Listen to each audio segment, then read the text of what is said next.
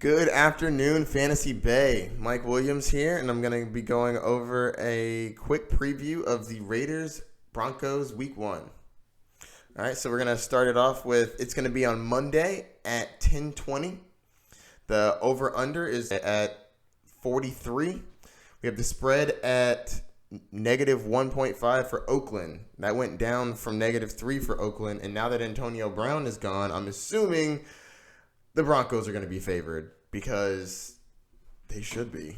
And if you're going to put a bet on this and that spread hasn't changed, I'm taking the Broncos all day.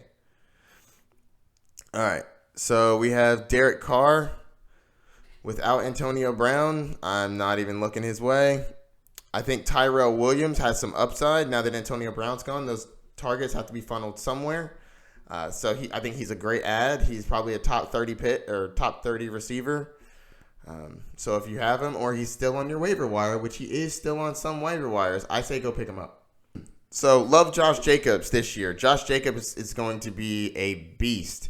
Now with Antonio Brown gone, they're going to have to funnel through him even more. So I'm about it. They drafted him in the late first round. I think that the Broncos defense is really good, but I believe in Josh Jacobs. So fire him up. All right, we have Darren Waller. All right, Darren Waller, I believe, is going to be a good tight end this year with Antonio Brown gone. Their wide receiver core is weak, and Darren Waller is a converted wide receiver from last year. And honestly, I think that the Broncos aren't good against tight ends. So this should be a good game for him. Fire him up. So if he's on your waiver wire, I'd probably grab him. I think he's going to be great. And you know the tight end landscape is terrible. So anywhere where we can find value is great. All right, now on to the Broncos. Joe Flacco. That's going to throw me off saying Joe Flacco to the Broncos. Anyways, you're not starting Joe Flacco. Honestly, I'm not starting any of their wide receivers other than Emmanuel Sanders because he is some sort of freak of nature. How did he come back from that Achilles injury so quickly? It's amazing. He's been one of my favorite players for years now, and the fact that he's so durable and comes back, now we have not seen him play in a full game. We saw a couple flashes in preseason, and yes, he looks great.